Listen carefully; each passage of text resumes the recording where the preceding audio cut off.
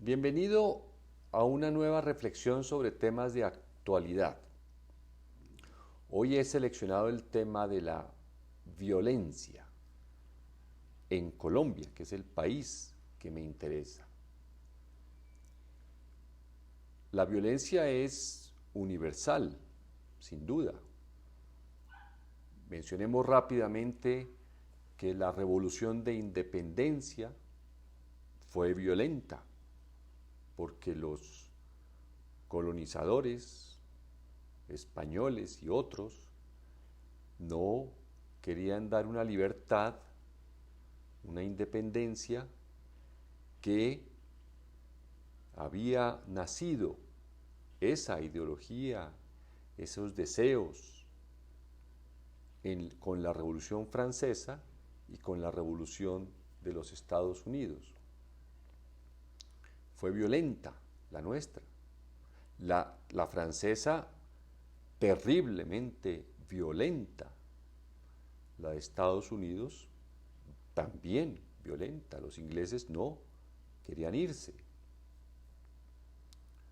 Nace Colombia con unos partidos, una organización geográfica que va armándose, primero era la Nueva Granada, etcétera, pero se va armando Colombia y durante el resto del siglo XIX, después de la independencia, puras guerras civiles. Tampoco es exclusivo de Colombia. Muchos países, después de una revolución, surge una violencia entre quienes asumieron el rol de la revolución y se enfrentan por el poder. En el siglo XX, los partidos políticos, en vez de construir una Colombia civilizada, socialmente ordenada, seria, justa, se enfrentan por el poder. Cada uno desea tener el poder de manera permanente. Tampoco es exclusivo de Colombia. Muchas revoluciones desembocan en enfrentamientos entre los partidos políticos que se forman para hacerse al control del poder. La revolución cubana y los movimientos que buscaban crear las condiciones para el desarrollo del socialismo, inspiradas en los socialismos del siglo XIX que surgen después de la Revolución Francesa y del experimento de la revolución reciente en ese momento de la Unión Soviética, pues inspirados en ellos, así como se inspiraron en la Ilustración y en la Revolución Francesa antes, quieren implantar unos principios, unos valores, unas políticas que orienten al desarrollo que en ese momento se consideraba el de avanzada en el mundo. Y también ha habido muchos países que han experimentado revoluciones socialistas. China, la más notable de todas, hace casi 70 años, ¿no? Bien. Entonces, no, en ese sentido, la violencia en Colombia no es excepcional, no es exclusiva. Quizá el asunto es que, como digo, esta reflexión es de actualidad, pero más que de actualidad es continua, no independiente. Seguro que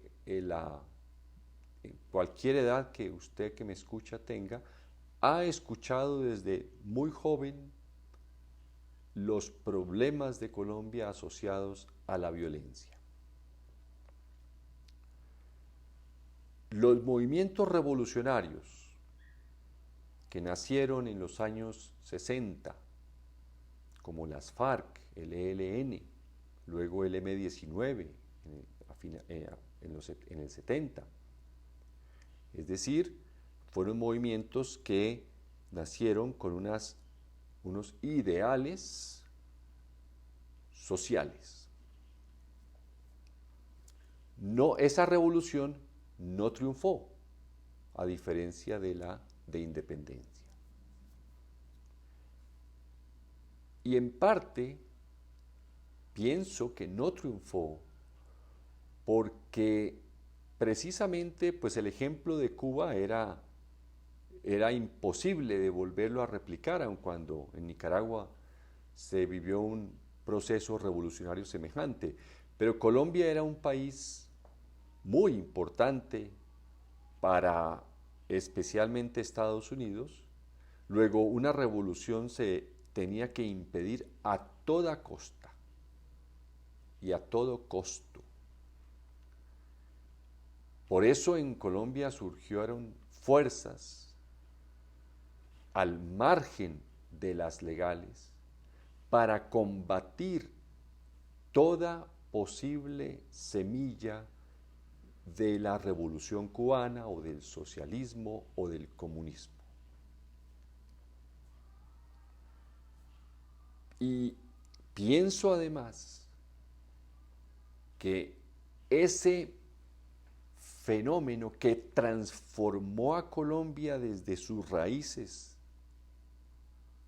desde hace unos 40 o más años, llamado narcotráfico, ayudó a combatir esos movimientos de izquierda que no solamente los asesinaban y los mataban en emboscadas o en combates en las selvas o en el campo, sino también en los pueblos y en las ciudades se asesinaron a los representantes de esa izquierda. El ejemplo más notable es el de la UP, el partido que surgió de las FARC para competir en franca lid en la democracia, y fueron asesinados uno por uno. Los que no fueron asesinados es porque estaban exiliados en otros países. Luego el narcotráfico existe, penetró la cultura, las raíces de Colombia, y al mismo tiempo, fíjese usted, si la DEA de Estados Unidos era el organismo para controlar el narcotráfico, luchar contra el narcotráfico, pienso que de alguna manera el narcotráfico le hacía un favor también a los Estados Unidos al combatir los movimientos guerrilleros. Luego, al menos en Colombia, creo yo que la DEA tenía una posición y unas acciones muy de doble sentido, en doble dimensión, en doble campo.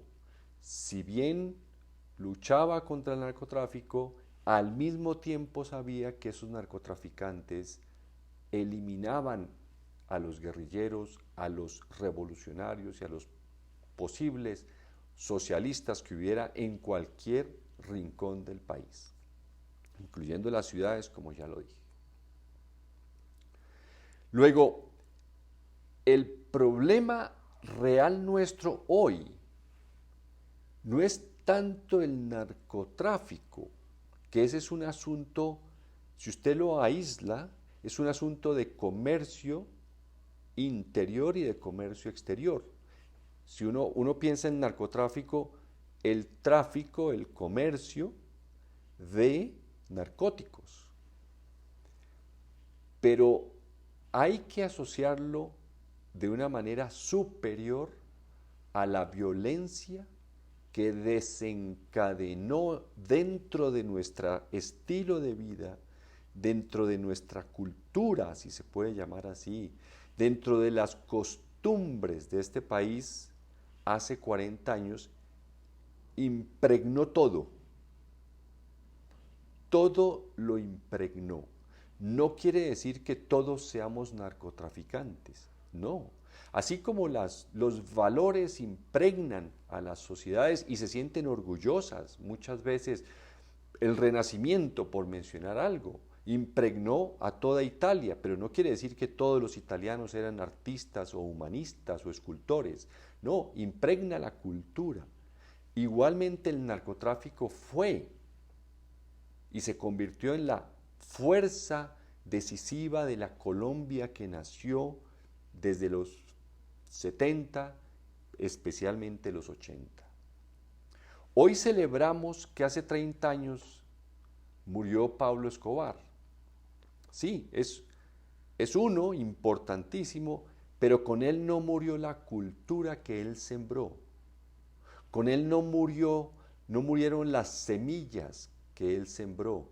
Con él no murió el estilo de vida que impregnó a Colombia y que usted lo puede ver casi desde cualquier ventana, en cualquier ciudad, hasta en los medios de comunicación. Usted lo puede observar, ese estilo de vida de los narcotraficantes, que todos tenían sus propias características, pero impregnaron al país de unos valores especiales, que todavía no hemos tenido el tiempo de clasificarlos uno a uno, porque estamos todavía dentro de la cultura.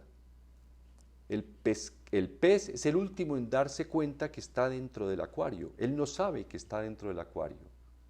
Nosotros tampoco, yo no tengo por qué saberlo exactamente, por eso planteo la necesidad de clasificar realmente cuáles son esos valores que transformaron a Colombia y la tienen hoy precisamente en esa violencia nueva. Ya no es bipartidista, ya no es revolucionaria, por supuesto, ya no es independentista, ya no es por el poder, impregnó hasta al delincuente más elemental, el que roba aparatos celulares. Porque eso de asesinar antes de robar el celular, que es el riesgo que todos corremos, es parte de ese estilo de vida del narcotraficante. Recuerde usted que ellos asesinaban policías para entrenar. Los sicarios asesinaban policías para luego ir a asesinar al dirigente o a su enemigo en el negocio. Ese estilo de vida de asesinar para cometer un delito que me favorece, del cual me trae un beneficio, es una gran manifestación de esa cultura que impregnó, que trajo, que creó y que ahí estamos todavía del narcotráfico. Ese es un problema del cual todavía no estamos ni pensando en salir porque estamos concentrados en el problema del narcotráfico. Cómo disminuir los cultivos, cómo disminuir el microtráfico, cómo disminuir ahora el consumo, cómo disminuir las toneladas que salen de los puertos y a veces en los aviones hacia otras regiones, incluso de Colombia o de todo el mundo. Estamos todavía atrapados en el negocio.